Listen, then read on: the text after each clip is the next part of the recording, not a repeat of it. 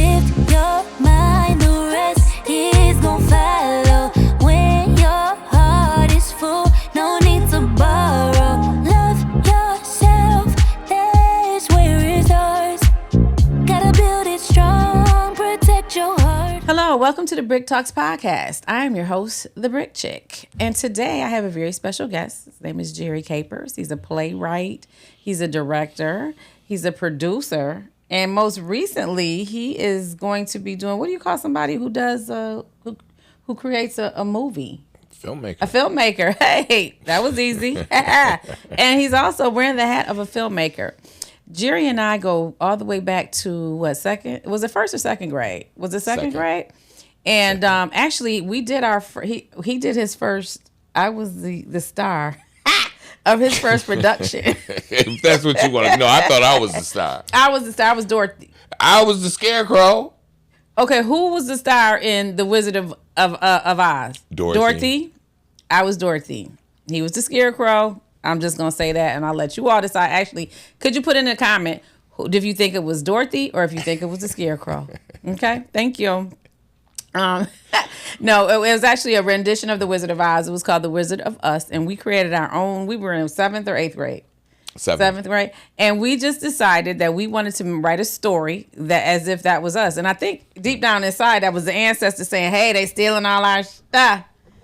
Y'all need to do something. You know, I talk about us having been friends since second grade, and I noticed that one day I came to school, and you and Arthur and Wanda, was Monique at the school at the time? I don't think she was, because she was younger. No.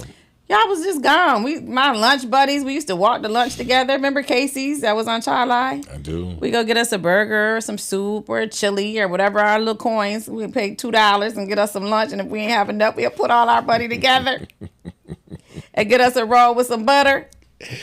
They had good rolls. Those were the days. And we would walk up and we would come on back and we'd go to school and we was good. Yeah, so it was just innocence and just being children. Yeah. Remember Sister Joan Vincent? She was the principal. Hell yeah, I remember the principal. No, she didn't play. Ooh, Jesus, she'd have everybody in a circle. Wicked woman. I'm gonna keep it real good for the viewing audience. I don't think she didn't play. Wicked. She was very kind to me. She was very kind to me. She never. That's because you was light skinned. No, it's not because I was light skinned. Don't do that. That was not it. That was because you was high yellow. It was because I was. You was high yellow. And I was obedient. I did what I was supposed to do. I was obedient, and I wasn't a troublemaker. So you may want to check what you was doing. She was high yellow. You see how we do each other? That's not we can't say that. That wasn't the reason. You calling me a house nigga? You wasn't no house nigga. No. So then what you was high yellow. I'm calling it what it was. What does that mean? That means that they didn't like us darker. You is not folks. You a drop? Come on now. I'm darker than you. It's all good. Okay, buddy. thank you. Anyway, so and one day I came to school and my crew was gone, bro. Mm-hmm. And so I, and I don't think, then we reconnected again. I don't think I saw you until 7th grade. Yeah. There was about a good 3-year period where we didn't see each other, and it's not a story that, I've told to the masses. Obviously family members, know what went on during that period. But basically what had happened during that time, we were actually taken from my mom. We were actually taken out of my mother's custody. In today's time, they call it CPS, Child Protective Services. They had actually got involved within my family. So you were living, you and your brother and your sister were all living with your mom? She was single? Your dad wasn't there? Right. Okay. Right. Where was your dad? My mom and dad divorced when I was 3 months old. Oh, okay. So my dad was not in the household, but he was always present. Okay. Yeah, he was always present. I've always had a relationship with my father. In fact, my relationship today with my father is phenomenal. Yes. I have a wonderful relationship with my dad. But my father was not in the household. My mom was a single mom. My mom, by all accounts, was doing well. She had a great job. She was working for GM. My dad paid child support. So the household was a financially stable household. But my mother didn't play. You know what I'm saying? My mother came from, an era where, you knock the hell out of your kids, and my mother was doing a lot of knocking. But we didn't consider it abusive, but the system considered it abusive. And today's time, it would definitely be considered, abusive. But my brother was cutting up at school, and the principal, called my mom, and my mother went down there, as she often did whenever we showed out in school, and she would always say, I'm gonna come and show out exactly where you showed out at. You show out, she show up. We show out, she show up, and she show out. And she attempted to show out at the school, but the principal told her, "Nah, Miss Capers, you can't do that here." Right. So she took him home, and she did what she did. We had a Doberman. We had a Doberman pitcher. Oh, okay. And this was the standard size Doberman, so it wasn't one of those little miniature Dobermans. And our dog. Doberman? Excuse me? The old school Doberman? The old school Doberman. Yes, sir. Not the new genetically created miniature Dobermans. And Kunta. We had Kunta and Kissy from, where that came from. Alex Roots. Haley, yes. Yeah, came from Roots. Kunta had a leather collar around his neck, so it was nothing for my mom to grab whatever was handy, and she got busy. We were living over on Durnan off of Hudson Avenue, and next door to us there lived an old single white man. And, he heard what was going on as far as my mother whipping the hell out of my brother with that leather dog chain. And, he made a phone call. And so let me just make a point, like paint a picture. So what grade we were in? What grade? Fourth grade. So what grade was Arthur in at that point? You're talking about Arthur, right? Right. He would have been in the fifth grade. Okay. And so Arthur was probably about how big? He was never a little guy. Well, I mean, now looking back on it, as in looking at photos, yeah, he was a little guy, but he was always, he was definitely, bigger than I was. Yeah. At the time, but he wasn't as big as he ended up being. Okay, but I just want to paint a picture for the viewing audience that he was not just this little. He had some size to him. He had some size to him, and he would have been in the fifth grade. Okay, would have been in the fifth grade. All right. And so your mom, when you're saying, because I know people may not know exactly what you mean, and you don't have to be very extremely graphic, but so he basically got a whipping with the leather dog collar. Correct. Okay, so it wasn't a punch, break, broken arms and legs or anything like that. No, like black eyes, blue lips, anything like that. No. He got a spanking. Yeah, well, he got his ass whipped. Okay, well, he got his ass whipped with a leather collar, and it broke the skin. It left a lot of bruising. Okay, yeah, all right, okay. It left a lot of bruising. Okay. But no, in terms of black eye and all of that, no, my mom didn't. She didn't punch us. She whipped the hell out of us. But she didn't punch us. And now was he in the bathtub when this took place? No. Okay. No. All right. Now, in all fairness, I was not there, but it was never reported that he was in the bathtub. All right. No. I think that it was just a situation where he was there, and he probably ran and hid up under the bed as we often did. She really had to. Yeah. Yeah. If I gotta chase you. Yeah. Right. So, we would catch the bus to school. We'd catch the bus from Hudson Avenue. We'd catch two buses over on Charlie Avenue to St. Augustine's, and I remember very vividly walking down the street, and I spotted a police car in front of our house, and I said to my sister, that looks like that police car is in front of our house, and sure enough, when we got down there, they were in front of the house. And we used our key and we went inside and we shut the door. And shortly after we got in, it was a female officer. She came a knocking. And, I opened the door. And she says, she didn't call him by his name, but she did ask, were we the only two there? And I said, yeah. I said, we're the only two here. But as she was talking to us, my brother did walk up. Okay. He came. So your mom was at work? My mom was at work. Okay. My mom worked at GM, and at the time she worked what they called trick work. So one week she'd be on the A shift, the next week the B shift, the second week the third shift. And this would have been the B shift that she was working at the time. But this joker comes up, and it had to be about 80 degrees outside. And he had on a wool sweater and corduroy pants. Okay. So the officer asked him if he had any shorts and a T-shirt. And she said, could you go and change? Now, mind you, I don't know this to be fact, but based on what I know today as it relates to the system, my guess is that she talked to the neighbor before we got there. So, she had information about us, before we got there, because again, she was sitting out there.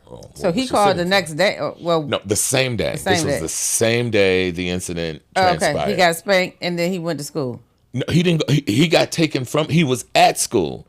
The principal called. My mom went to the school. She picked him up and brought him home. And she whipped him after she got him home. Okay. The neighbor heard her. Oh, and then you all were coming home from school. We were coming home from school probably a few hours after all of this had went down. Okay. So my brother goes and he changes his clothes and he comes down and literally the officer gasped. She really did. It wasn't nothing to me. I mean, hell, I had those same whips probably the week before. Those same whips. Yeah. You know what I'm saying? I mean, so it wasn't like it was anything that was shocking. Uncommon, yeah. To me. In today's terms, yeah, it would be. But having said that, I've got to say this because I think that this is extremely important. Now, my mom is no longer here, but my mother loved her children. Yeah, absolutely. My mother loved her children. So there is definitely no question about, whether or not she loved her children. Yeah. That's what she knew. So she only did what she knew. She was repeating what was done to her. Okay. You get out of line, you got your ass whipped. Yeah, that's just what it was. I had to go get the switch off the tree when my well, when I left Mama, I went to Grandma, and that's what Grandma was doing. Yeah, we had to get the switches. Braid them, everything. Like, you want me to go get the switch and then bring it to you for you to whoop my behind? Yeah. So the officer, once she saw my brother's legs and his arms, and when he came down with the T-shirt, she lifted it up. She saw his back. She then turned to me and she said, do you have a father? And me being the kid that I always was, I said, everybody got a daddy, and she says, I need you to call him. And so I had placed the call and got my father on the phone, and the officer said, you have 20 minutes to get here. She said, otherwise they will be turned over to the system. So my father came and he retrieved us, and we then were taken to my grandmother's house, my father's mom. Did they arrest your mother? No. Okay. No. My mom was not arrested. At least not to my knowledge. Yeah, at least not to my knowledge. And I want to say that, and I don't remember the exact days, but it was a while before we saw my mom. So, I mean, could she have been arrested? Maybe, but I never heard anything of that nature that she was arrested behind that incident. And we then went to live with my grandmother. So when we returned to school, when you returned to school, that's why we were no longer there. Okay. We was snatched up out of my mom's household and delivered to my grandmother. And yeah, because I remember it was at the most. I mean, it was in the middle of the year. I want to say, So yeah, I never knew, and at that age, I don't think we really talked about it. I'm quite sure that the staff and the administrators weren't talking about that with children. But and then when I saw you, was always so happy, and I knew you lived with your grandmother. I just assumed that somebody was sick or something happened, and I just left it there. And so I know that during the time that all this was happening. I know you mentioned that your mom came to try to get you guys from your grand. So she went through a lot of heartache. My mom went through a great deal of heartache, and we all witnessed it firsthand. Like I said, my mom loved us, and I can vividly remember, probably 3 or 4 times that she came to the Bronson Avenue residence where we were residing with my grandmother, just crying, sobbing, and I mean, she was, I remember being on the stairs looking at the door and my mom standing in the door and telling my grandmother, and not so nice words. Kind of words, yeah. Yeah, that, these are my kids. You know what I'm saying? These are my kids, and I love my kids. And I know she did love us. You know what I'm saying? But what she did, listen, there were many households that was doing it, and I know it only because I had friends, and we talked. And you got spanked. No, it wasn't spanked. We got our ass kicked. Y'all got, we got spanked. You might have got spanked because you a pretty girl. You know what I'm saying? Here we go with that. That's what pretty girls got. Pretty girls got spanked. Pretty girls get spanked. Pretty girls get spanked. The rest of us get our ass kicked, and we got our ass kicked. I don't mind a little spanking. Yeah. You know what I'm saying? No. We anyway, no, I don't want to make light of it because I get what you're saying. But again, that's what it was. You know what I'm saying? Now don't get me wrong, because my dad didn't do that. Yeah. My dad didn't do that. Came from a different. You know what I'm saying? Yeah, my dad was from a different breed, but my mom and I don't know why my mom felt that she had to be hard. But my mom's mom died when my mom was 3. Okay. So my mother would always say, I never had a mother. Who raised her? My mom, an older aunt. Okay. An older aunt. When my mom's mom died, an older aunt came up from Detroit, Michigan, and there was 3 girls. The youngest was a baby at the time, and her dad took her. The other aunt that came up from Michigan took my mom and my aunt and took both of them back to Detroit, Michigan. But my mom ended up in the system. Because my mom was, a rebellious girl. Yeah. And she would always tell us, that it had to do with the fact that, she didn't have a mother. She lost her mom. That was she big. She didn't have a mother that raised her. And, she was very rebellious. My mom was put into the system by that aunt that went and got her. And that aunt had came up to Sodus, New York, which is not far from Rochester, of course. And when she showed up with her children and not my mom in tow, her mother questioned where was my mom. And she told her to leave her kids and to return to Michigan and get my mother. And she did. She returned to Michigan. She got my mom. Then my mom ended up staying in Sodus, and that's how my mother and my father actually met. So was your dad he was from Sodus? He was. So they was from 2 different worlds, Detroit and Sodus. Lord have mercy. He didn't know what he was getting into, did he? He sure did, because my mama was gangster. She didn't only whoop us, she whipped him too. Oh, thing. Mr. Arthur, I'm sorry. Yeah. So, I get that. I guess I get that. I can understand that. And so living with your grandmother, the brothers, the sisters, missing your mom. I know you told me a little story about her with the moving to L.A.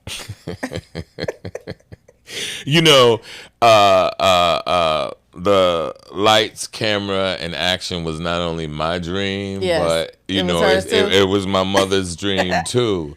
After my mom wasn't successful in her bid to get her children back,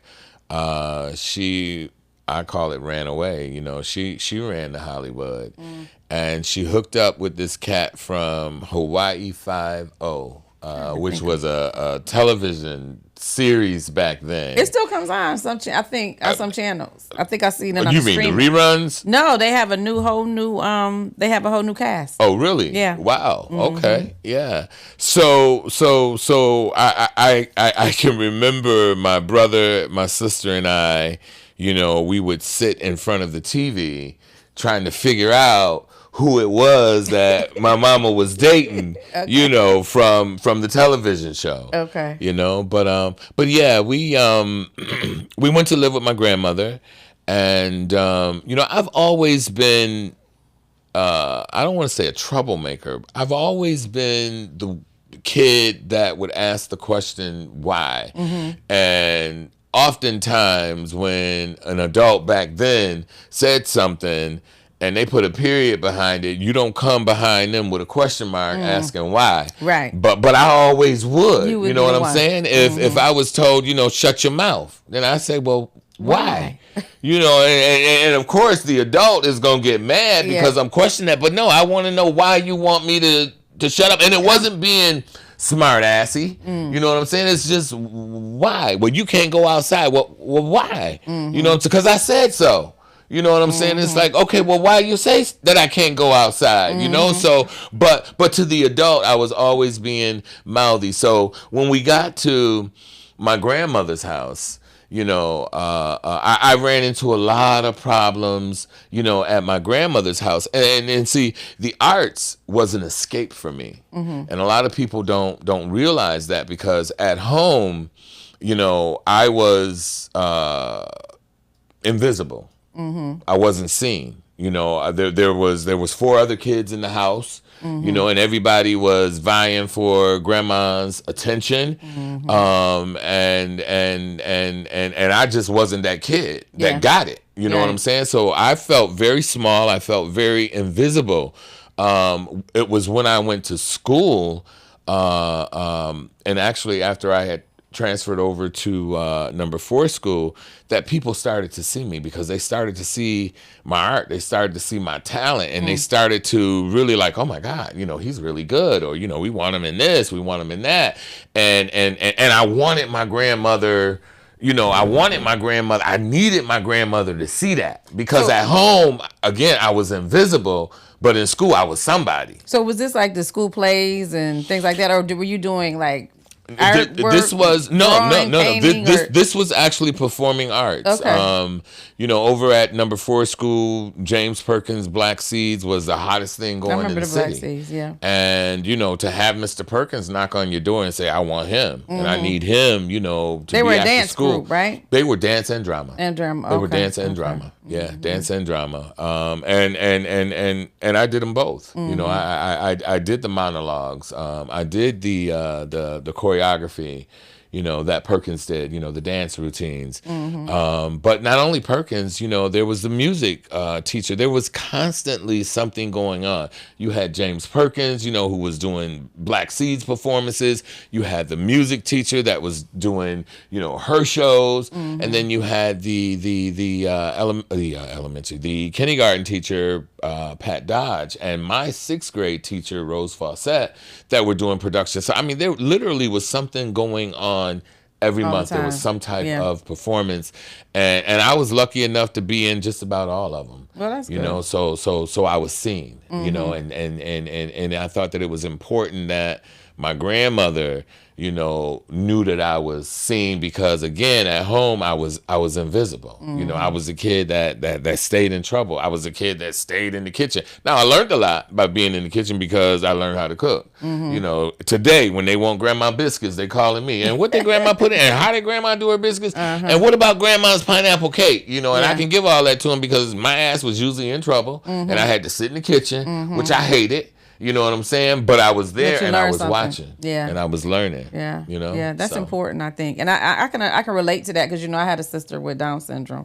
And, you know, and I don't think people intentionally didn't notice me, but I didn't feel noticed because everybody would dote on her, you know. Yeah. And I'm not no problem. I didn't have a problem with that, but you know, Shelly, oh look at Shelly, and then they would if they didn't remember my name, they would say, you know, oh, you know, like you can be with an aunt or you can be with a family friend, and they say, oh, this is Beth, and they say, oh, hi Beth, yes, you know, Sandra's daughter, Shelly's sister. Oh yeah, Shelly's sister. So I was always Shelly's sister. You know what I'm saying? Which could have been a lot worse things, right? But my sister was a sweetheart, and God rest her soul. I really do miss her. But I do understand how you could feel that way, and I don't think I recognized that I felt that way immediately.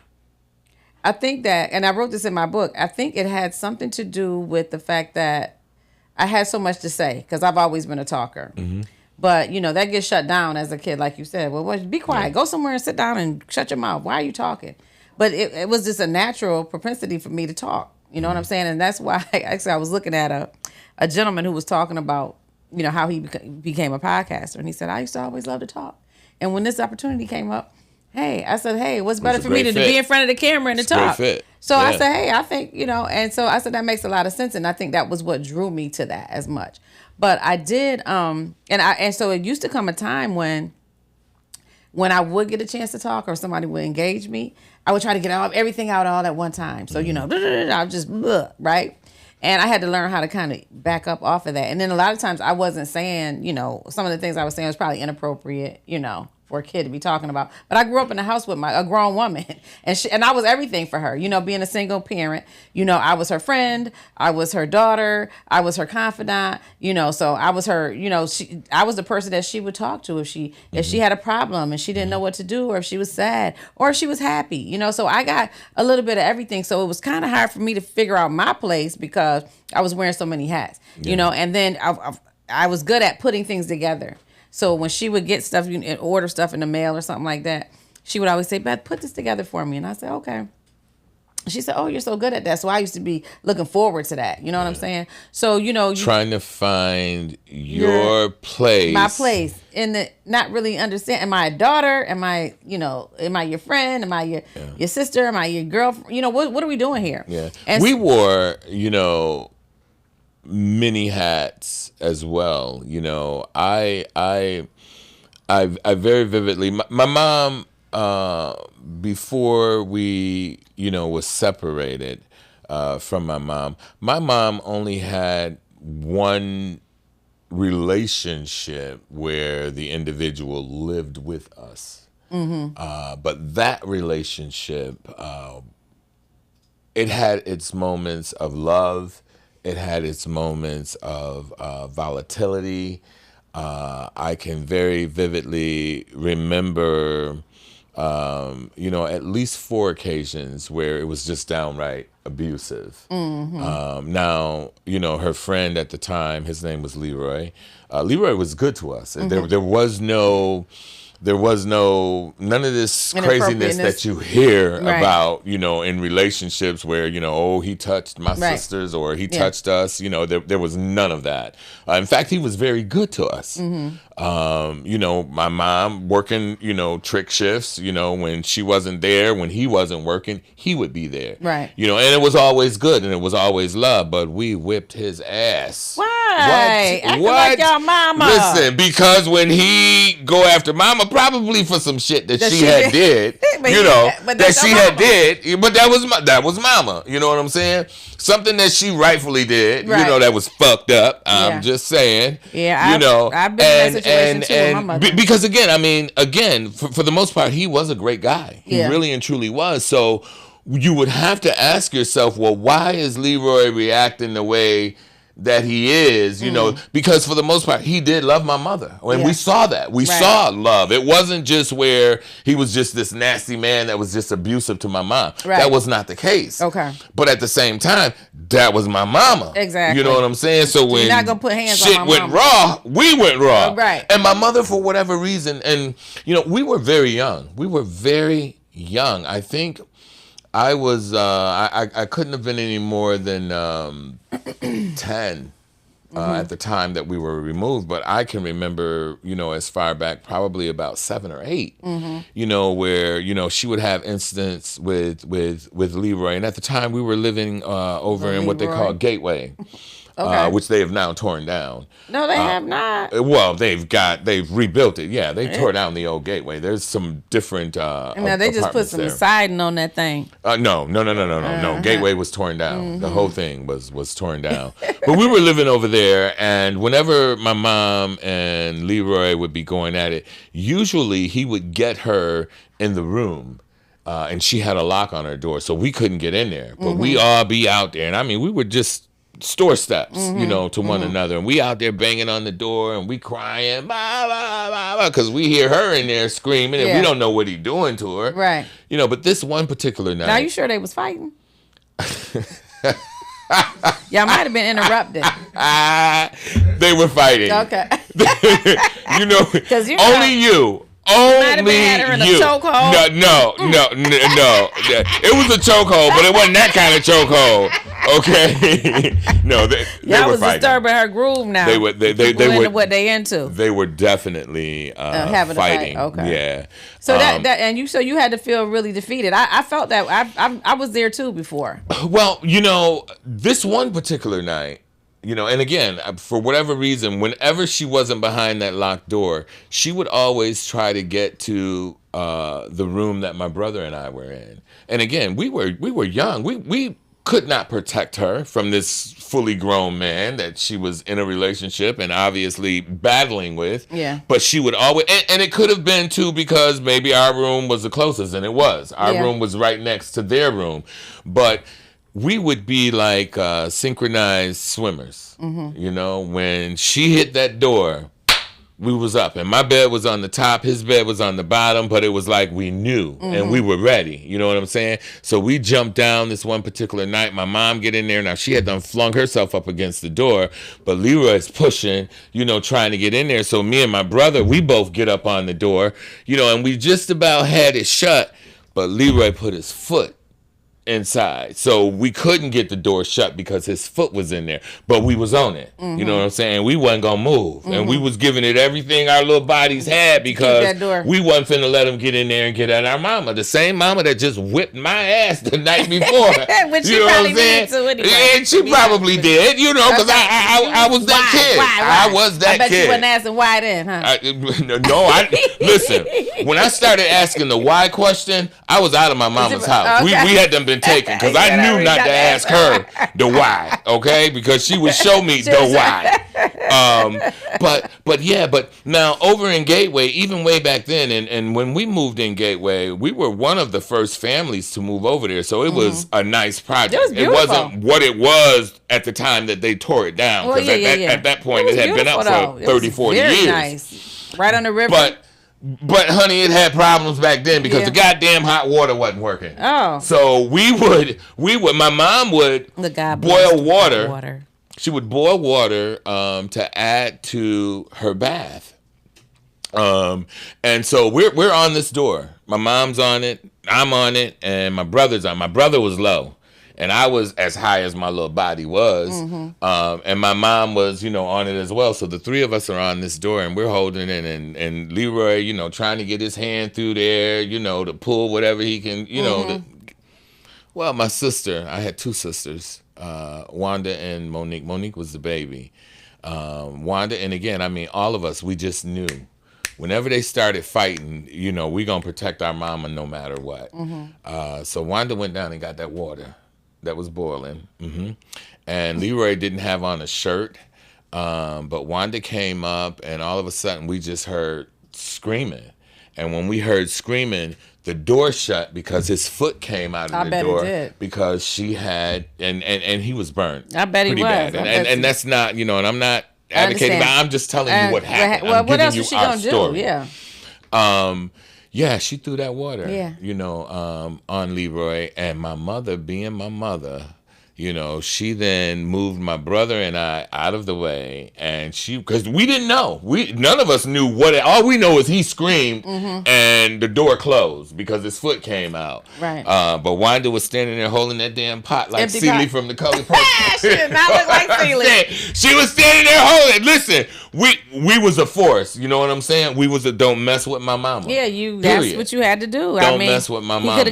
What if he would have got in there and killed somebody or something? I don't think Leroy ever would have killed her. He would have whooped her ass. Yeah, but for whatever it was she did. And again, but you don't know. My mother's my mother, and I love her. My mother's gone. My mother left her 2 years ago. But I know she did something because, again, Leroy was too good. Yeah. Not only to us, but he was good to her as well when things weren't where they was doing battle. Yeah, and see, I feel like if you're at the point where you have to do all that, you should just go your separate ways. I agree.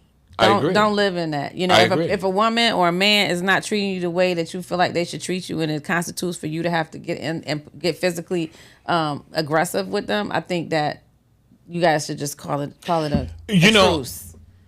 Like I said, I agree. Did you 100%. end up growing up beating Did you beat your wife? No, I didn't beat my wife. My wife beat my ass.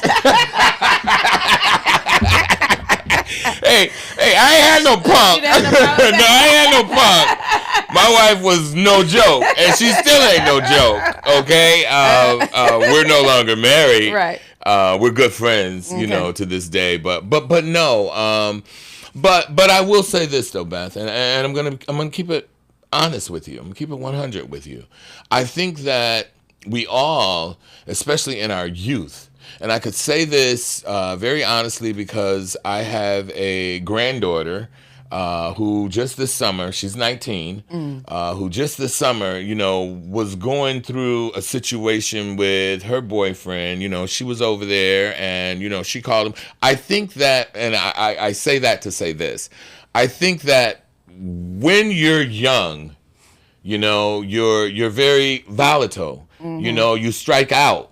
As you get older, you mellow, you mature, and that violence is not the answer. Not the answer, yeah. But when you're young, and you mad, you just striking out. Yeah. You going at it. Now, I say that to say this. I had times, in my 20s where, that's what, and see, a lot of people said when I was coming up in junior high and in high school that I had a lot of anger. And I think I did. Yep. But they didn't know where the anger was coming from. But the anger was coming from the fact that, we were stripped from my mom. And that was the only thing that we had knew.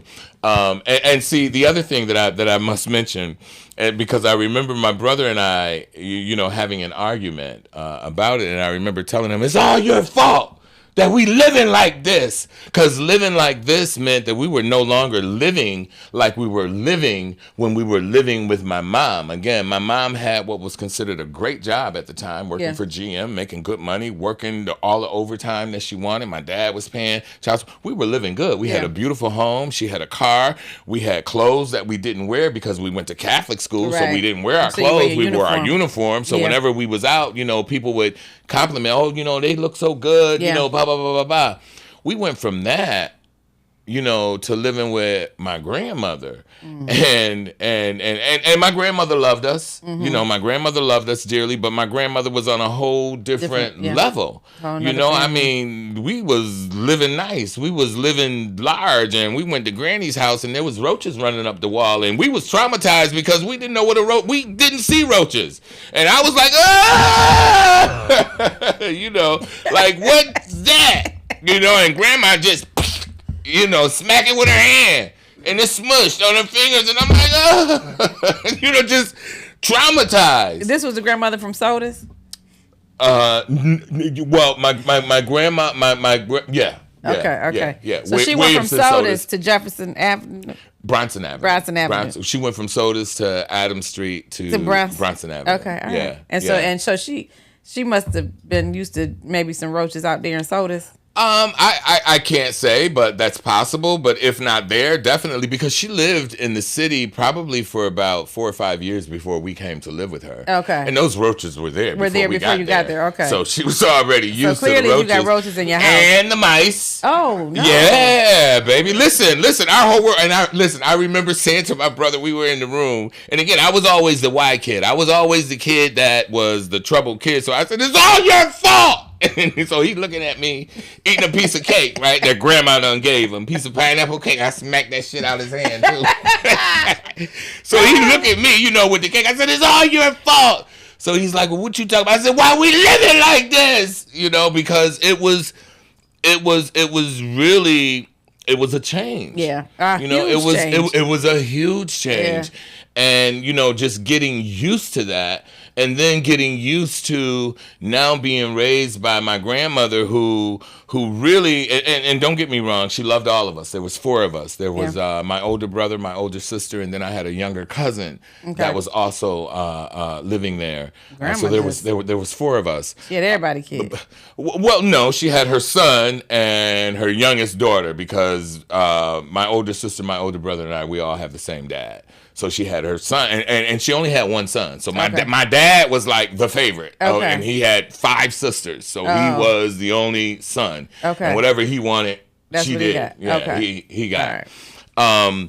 But my brother and my younger cousin were like Granny's picks. They could do no wrong. Yeah. But I smacked the hell out of that cake out of his hand because I was so mad. He's sitting there eating cake, while a roach running up behind his head, and I'm telling him, you the reason we living like this. Instead of just reaching back and killing a roach? Instead of who reaching back and killing it. So you didn't learn how to kill roaches? Oh, I did. I got very good, and you know what? It was second nature. It was a life skill. Listen, baby. After about a year, I was killing roaches. I was getting the rat traps, and the little mice would be on the little traps, and I would have to throw them. Well, baby, I wasn't gonna sleep up in the room with a mice on the trap. I'm good to get it up out of there. Yeah. Our whole life changed. Yeah. It made us tougher. Yeah. Clearly. We grew up. But the thing I think that's probably the crux to this whole story is my mom, about a year before she died, was having a conversation with my brother, and I remember him calling me, and he said, do you know she blamed us? And I said, well, what do you mean she blamed us? He said, she blamed us for being taken. And I was like, we were kids. Mm-hmm. You know what I'm saying? I said, we were kids. We had no control over that. We went basically where the adult told us we had to go. And they told us we had to come out of that household. And we were taken there. But then, we started having conversations and playing back things that had gone on over the years. Yeah. And we started connecting the dots and saying, well, maybe this is why, she said this, on this occasion. And maybe this is why, she did that. But she really and truly blamed us.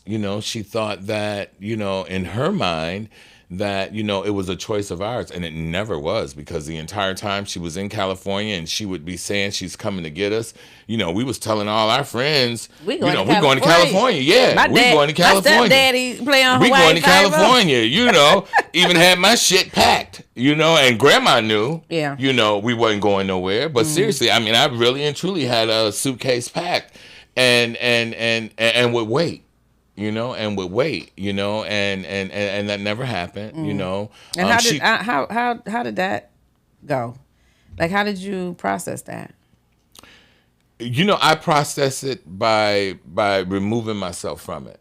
And what I mean by removing myself from it, after I realized that she wasn't coming. Yeah. And it was crazy because everybody else realized it before me. But I was still, keeping hope alive. Keeping hope alive with the suitcase, ready to go. Because as soon as she show up, I'm jumping in whatever she riding in, and we out. We out. But I really I can't say I threw myself. I had a teacher that threw me into the arts, because it was when I had gotten into the 6th grade at the time. And I was just arts related, everything arts. You know, I would literally leave the house about 8 that morning, and I literally wouldn't come back into the household until about 9:30, 10 o'clock at night. And that was largely because, you know, whatever I was doing over at the school, you know, I had the same teacher who didn't have any kids. She never had children of her own. So I would go out to Greece, to her house with her and her husband. They had a pool in the back. Shit, I got to eat all the ice cream I wanted. I didn't have to kill no roaches. I didn't have to remove no rats. And I didn't have to fight with other siblings. I mean, it was like I had the run of like the entire house. You was like a fresh air fun kid. Listen, baby, I was like a foster kid for real, and but where the kid loves the house. Because a lot of foster kids don't love where they at. Yeah. But baby, I loved it. I mean, it was awesome.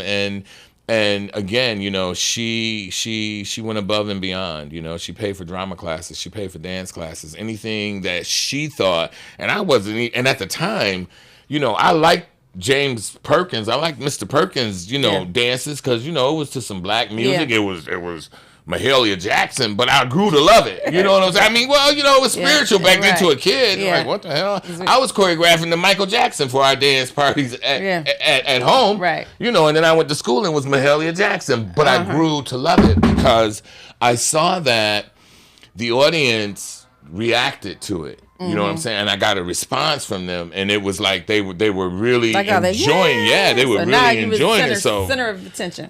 Play Mahalia Jackson, please. Yeah. You know, but yeah. I mean, you know, so I threw myself. I didn't throw. I had someone that threw me into the arts, and she didn't know. You know, for the most part, what was going on. What had gone on with my mom. She knew that we were no longer living with my mom, but she didn't know the circumstances. Okay. I mean, it was just like the situation with you. Because, again, we grew up in a household where, you know, we were told over and over again, what goes on in this house stays in this house. Right. Yeah. So we didn't take house business into the street. You know, we just didn't. And, you know, a lot of people, you know, when they hear this now, it's like, Jerry, I never knew that. Oh my God, you never said it. You damn right I didn't say nothing. Yeah, you know, I would have got my ass whipped, number one, but number two, as I got older, it was kind of embarrassing. Yeah. You know, it's like you don't want people to know, well, you know, CPS, you know, because then they would look at my mom and think that my mom was a bad person, and she really wasn't. Right. And I know people would say, well, how can you say that when, you know, she was beating y'all with, you know, dog collars and stitching cords? It's all she knew. And again, I'm not making excuses for her. It's what she knew. But that woman loved the hell out of her kids. No, I can imagine that she did. I never would have questioned that. I mean, she stood in that doorway crying, you know, to my grandmother saying, you know, I just want my kids. Please just give me my kids. They all I got. Yeah. You know, and we was on the steps crying, you know, looking at her, knowing that we couldn't get off those steps. Yeah. We couldn't go to her. Yeah. And she knew that we wasn't coming to her. Yeah. So that was really like, that was messing her up more, I think, than the fact that she knew she was going to leave there without us. Yeah. It was the fact that we wasn't running to her, but we knew. It was like, we just knew, man, you might as well go ahead on. You know what I'm saying? We don't want you to go to jail. We gonna be here with the roaches and the rats. We just gonna make it work. It's over. Yeah. We done got accustomed to it, and grandma cooking, you know, she cooked a little turtle and coon, which I wasn't crazy about, you know, but it's a meal, and we ate. I'm just going to take your word for that. My grandmother cooked turtle, and she cooked coon, and she cooked rabbit. Where's she from? Well, she was from down Decided in the South. Sodas, but where? No, she came from Florida. Florida. She came from Florida. But you got to remember now, you know, that's the way that her people ate, you know, before then. So my grandfather ate like that. But we coming up with my mama didn't cook like that. Listen, I came out of the bathroom once, and I'm gonna leave it here. I came out of the bathroom once at my grandmother's, and I will never forget a coon on top of the table. It had done been skinned. It looked like a dog. It really did. It looked like a dead dog, and I was terrified. I would not come from that position where I went. And now this was before we went to live with her. We was living with my mom, and I was even younger at that point. So I couldn't have been no more than like maybe 4 or 5. So is a coon and a raccoon the same thing? No. They not? No. What? No. Okay, No. so No. let me No. see A what a raccoon coon is is. not the same as a coon. Okay. No. I don't know too many people that eat raccoons. Okay. But I don't know. a lot of folks eat I'm asking. coons. I don't. Okay. But yeah, this coon was laying up on the table, and I was terrified, and I stood at that door and I would not move. Okay, so the door. Oxford Dictionary says that a coon is a raccoon. A coon is not a raccoon. Coon definition and meaning. A raccoon. It didn't look like a raccoon, honey. Raccoons are small. This coon was a big coon that looked like I'm just a saying. dog. Let me see if there's another. Some big raccoons out there too now. I don't know. Yeah, there are. Is there another? Look. I thought a raccoon was a coon. That's something different. That's what I always it is. thought. I didn't think that it was a raccoon. Well, No, it's a raccoon. I didn't think that it was a It is a raccoon. Yes. Let me Yes. tell you something. I thought mice turned to rats. I didn't know mice and rats are two different things. Mice and rats Yeah, are they two are two different different things. things. That I know know. that. Yeah, mice and rats are definitely two different things. Don't feel bad. So I thought a goddamn mouse turned to a rat. Me too. God bless. I don't know though. You look up coon. I said, are there two different coons? They went to coins. coins? They said a Let coon me- is a raccoon. Let me. Oh, I forgot. I turned my I phone thought off. a raccoon was a coon. The same damn thing. I think it is. I thought mice turned to rats, so I can't. Don't be. I've seen plenty of raccoons, and they appear to not be. I mean, this looked like a. I don't want to say a miniature dog, but it was like a Raccoon, dog, and they are almost big. like a fox. Like a fox. That's what the coons. Raccoons. I live down by the high falls. I seen coons look like bears. Yeah, they're big. Yo. They come out to the garden. Well, They'll be in then your hell, garbage, hanging maybe out it the is a street. raccoon then. It was Maybe. a raccoon. Listen, my grandfather he lived in Indiana at the time, but he's from Alabama originally. And we had went to visit, and he had these little crates in the backyard, and so he had a coon, a possum, and I'm looking at him and I'm saying, "Are these your pets?" And so he looked at me. He kind of chuckled. He said, "Nah, That's your girl." dinner, baby. Yeah, he said, "I'm gonna eat that." I said, That's "What?" your dinner, baby. He said, "I'm fattening them up, girl. I'm fattening them up." Because he didn't say girl. He said girl. And I said, "You fatten them up?" "Yeah, I'm fattening them up. I'm going to eat them." And then he also ate, y'all know what mountain oysters are? No, I've never. Balls. Oh hell no. Yeah, they bull nuts. They are. And then and he would eat though. He would eat though. And I asked my mother, I said, "Ma, how would he be?" I guess it's like gizzard. It's a consistency of like a chicken gizzard or something like that, but they're big. And you cook them and you get them real tender and you slice them and you put little garnishes on them. Listen, And, you know, our people, which a lot of people don't know the history. Yeah, they A lot don't. of people don't know, where soul food Yeah. originated from. Yeah. And soul food was about necessity. Mm-hmm. It was about what you were given back in the day. Yeah. The owners, the masters, they would take the best of the cow, the best of the pig, and then they would throw the chitlins And to all the that to the- slaves, yeah. And they and the would make slaves would delicacy. take them damn chitlins. and now they looking for recipe books on that. organs and make chitlins Yeah. out of it. You know what I'm I saying? see all kind of white people so, going and getting collard greens and stuff now. so when you say, that this guy was eating Mountain oysters. mountain balls, They're called mountain oysters. fuck, they was balls. They, Somebody's balls. They was- mountain oysters. They was the balls. That's what they were called. That's what they Jesus were Christ. called. Mountain oysters. Let me see if I can find a picture. Y'all Oh, look up I don't mountain want to see a oysters. picture of Yes, you do. a mountain ball. You got it's mountain but oyster. I mean, I could see it because again, I say we, and I came up eating soul food, chitlins, all of that stuff because that's what my ancestors ate, and they passed down those recipes. So, it's what we ate.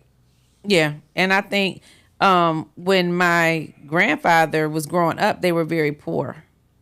So it says mountain oysters, more accurately known as Rocky Mountain oysters, are a culinary delicacy made from the testicles of young male animals, usually bulls or calves. I just said balls.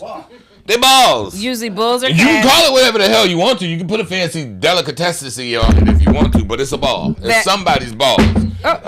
Please be careful. That are Pig, goat, let me finish. That are cow, bred, dog. It's a ball. they are breaded. Somebody's and balls. They are breaded and deep fried. They are a traditional dish in ranching areas as the American West and Canada, and are often served as appetizers with cocktail sauce or horseradish dip. They may have a chewy, firm and somewhat mineral-like taste and texture. Their name comes from the way they are prepared and how they are sometimes said to resemble the shape of oysters after being sliced. Because I want to know where the oyster came from. I thought these were some real oysters. The oyster came from delicatessen. It came from the way they appear. So they want to, make it sound nice, but at the end of the day, it's a fucking ball. Some balls, yeah. I got 2. And the thought of, somebody cutting my balls, flouring it up and deep frying it don't sound good. And then make it look like an oyster. And eating it. Fuck out of here. So sorry. I want both my balls. It wasn't the fact of eating somebody else's balls, a cow, a goat, or whatever, I don't want no balls. Young cat. Young calf. Is that supposed to make it better? You said young calf, like that's supposed to make it better. I'm not trying to serve you now. I've never had them before. You sure? I'm sure. Because you trying to convince me. It's a young calf. Like that makes it better. I'm not just saying. I don't know. I didn't know, but I'm just saying I didn't know that these things that people would eat this kind of stuff. People eat anything. Yeah, and so cow tongue, I know a lot of people. They say cow tongue is good too. Have you ever tried it? Hell no. Yeah, me either. And I don't want any. Mm-mm. It just seems like it would be a tough piece of meat. I don't even imagine that as meat. It's got to be very gristly. Whatever. But no, thank you. Yeah, but I think back during the time that he was growing up, his mother had a lot of children, and his father was a train hopper, so he would hop the train. And so he would come every now and again. He'd get her pregnant, and then she might see him again the following year, and she would give him all her money. So I guess my great grandfather was something like a pimp. My grandfather was something like a hoe. Pimp Papa. Grandma was a hoe. Really? Was my grandma a hoe? I don't think she was a hoe, but so my grandfather would see her do this, and so he had been working. He went to work in the mines when he was very young, and because he got tired of being broke. So I'm quite sure he did eat whatever, you know what I'm saying?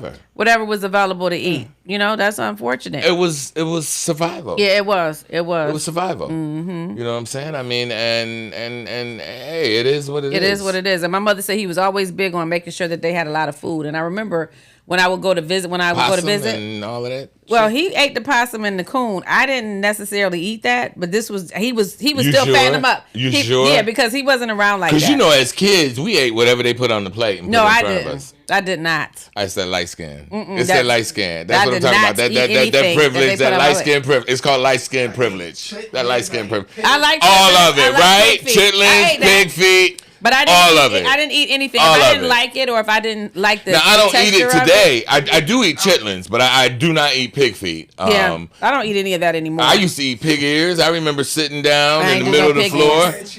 Hoghead cheese. I had hoghead cheese with crackers. Yeah, you right, didn't you? Yeah, that's real. Y'all real. Bruh, that's. Oh Lord, yeah, y'all some real country Negroes.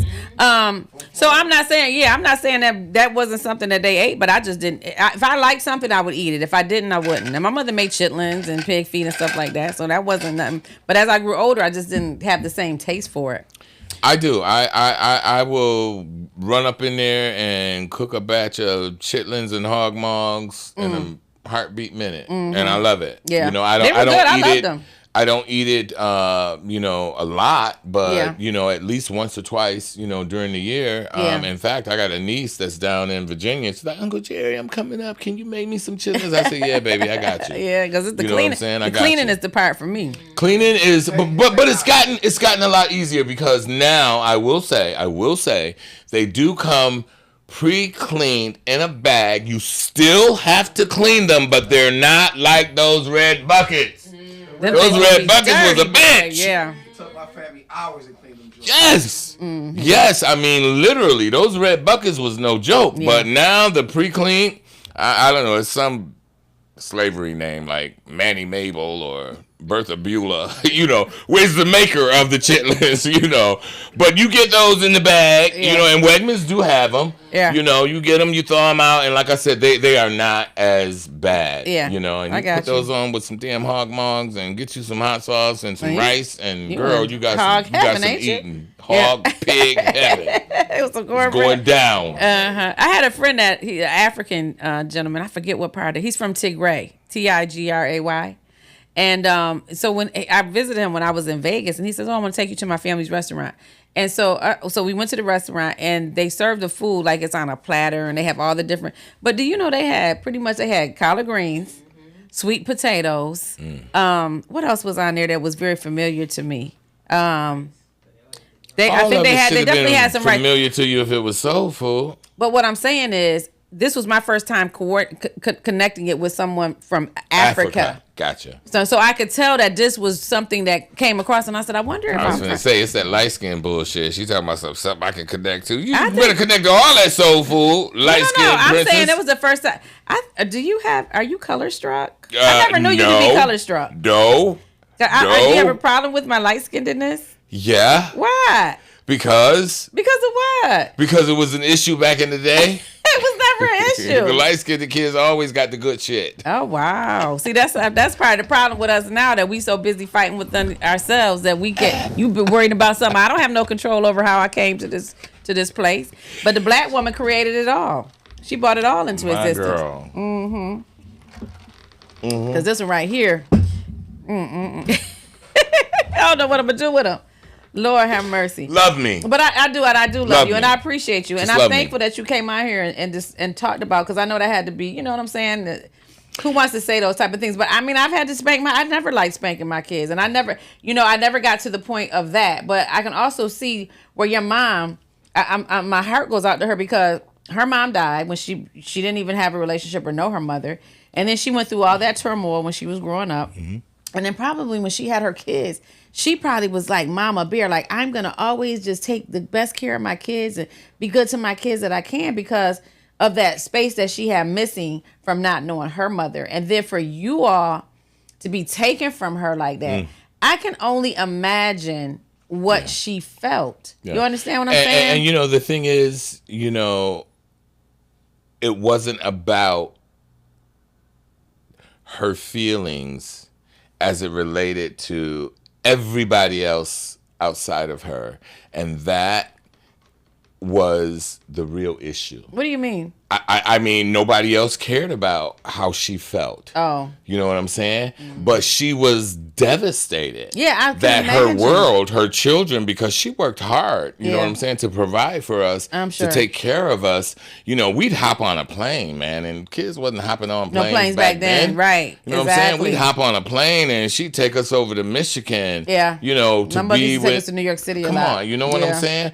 But nobody cared about how she was feeling, what she went through, but as a very young kid, I connected because I was on those stairs looking through the banisters at my mother, who used to whip our ass, who was always the strongest, who was always the baddest, but now she was broken. Broke down, And she was broken because the one thing that she wanted, which was us, she couldn't have. Yeah. And then she lost, she lost her mother.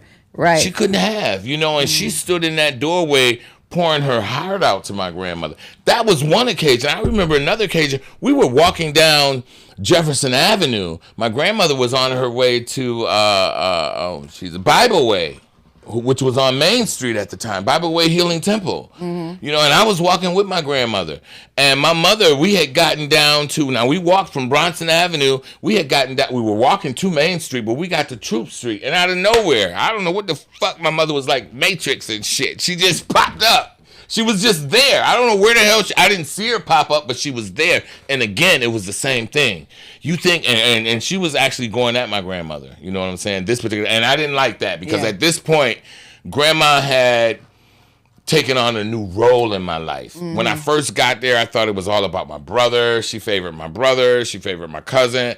But now it was different. And that's why I was walking her to church. Yeah. And in reality, she probably wish all of y'all was with y'all mama. She probably did because, I mean, my grandmother was in her 60s. That had to be, yeah. And here you come with all of these raised and 13 and 11 and 10 and 8-year-olds. Yeah. She got to start all over again. Right. You know what I'm saying? But I remember, like I said, my mom just coming out of nowhere, and she was like, again, on that same kick. About you think you slick, you got my kids and me and your son Ben broke up and, blah, blah, blah, blah, blah. I mean, she was just really popping off, and I felt really bad for my grandmother then. Yeah. Love my mom. Yeah. But at this point now, I'm feeling like, wow, Mom, like she's trying to blame her. That? Like she was trying to hold her accountable. She did blame her because I think that she thought that if my grandmother, and my mother was right. If my grandmother had said to my dad, and there was nothing stopping him, because you got to remember now, at that point, it wasn't like today. There was no paperwork where we were taken from her. So at any given point in time, we could have really gone back to her. Yeah. Because there was no judge that stepped in and said took that y'all us from couldn't her. be with her. Oh. It was just a matter of, my dad flexing at that point. And my mother's argument was, they not even fucking with you. And I remember her telling them that. You over there with your wife and her kids. She don't want your kids at her house. You got them over there with your mother. Oh. You know what I'm saying? Whereas she wanted us back with her. Our mother. Yeah. The same way your wife got her kids with. In the house with y'all, right. And okay, I thought it was a legal situation, so no, it wasn't. No, so I could see how she might have wanted. It's probably a good thing that she did have some restraint, because she did, because there was nothing stopping her from rolling up at the school and putting us in the car and rolling off. Yeah, there was nothing. But for whatever reason, she didn't do that. Now I'm going to tell you one other story, and I'm gonna leave it alone. Before this happened, and before we went to live with my grandmother, I remember when my mom and dad was going to court about him, because I told you he paid child support. Well, he didn't do that willingly off the muscle. She went to court, and the courts, demanded that he pay. And I'll never forget. I remember the time when they had left the courthouse, and I don't know whatever it was that the judge was telling him he had to pay, but whatever it was, it pissed my daddy off. He was mad as hell. You know what I'm saying? Because we were, we were on Troop Street. My mom had friends that lived on Troop, the Greens. Remember the Greens? From St. Augustine? Yes, yes, the Greens. So we were there. And I remember my mother pulling up on 2 wheels. It was really 4, but it seemed like 2. Yeah, I got you. She was trying to get the hell away from my daddy, because my daddy was behind her. He was pissed because the judge had ordered whatever he ordered. So she hauling ass trying to get away from him. Driving down Main Street. What, she was in a deuce and a quarter? Trying to get away from him. Right. And we were outside, as she came around that corner. And she came around the corner, and, she parked the car. She pulled the hell up and literally jumped out. She put it in park. And as soon as she did, my dad came around the corner. But as soon as he saw us, he stopped, and then he just pulled on by. But he was looking the whole time at her like, like your mom was pissing some people off. You know what I'm saying? My mother, yeah. And you gotta love her. I listen, I do, and I miss her. Yeah. I really and truly do. The only saving grace, and I'm gonna end with this on your program, is that right before she died, she was living in Michigan. She had moved back to Detroit.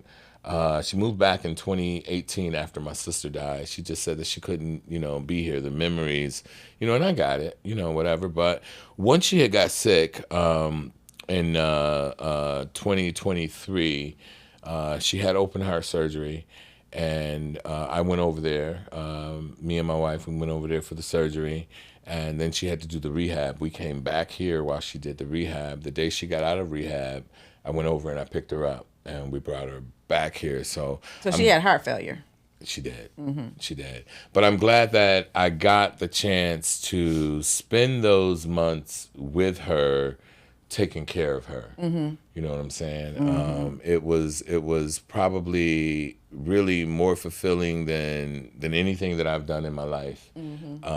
Especially knowing that, she thought she always thought, for whatever crazy reason, that we chose not to be with her. So you think that you really believe that that's what she thought, or is you I think that's know just it's what she thought because it's what she because told of the my fact brother. that it wasn't. Yeah, it's what she told my brother, that she thought that we had made the choice to want to stay with my guy. Because there was no paperwork, right? And I'm gonna be honest with you. realize that. After a certain point, it was It our was choice easier. that we stayed with grandma, because at that point, grandma was what we knew, and I was cool. I mean, I was, been feeling adjusted to myself. I had done got in the girls, and I was sneaking in the bedrooms with the girl two houses down. Yeah, baby. Yeah. That's another story. That's all a right. damn We're going to end shame. right here. We're going to end it right here. Are we going to talk about your whorish ways? Baby, that's a whole nother story. But yeah, I was a big hoe. But all that's over and done with. And we're done. And I'm going to pour this. And this ain't going to... Baby, how did you know this was my drink? And did I tell you? Yes, you did. If we did I not, told you? Yeah. And I got another See, I'm already under the effects of that. So I would like to say thank you for joining. Thank you for joining us today. I'm not sure what that was. I think my show just got hijacked personally. But I appreciate you guys sticking around for that. And please like, comment, and share. And we'll see you next time. Deuces. Trap new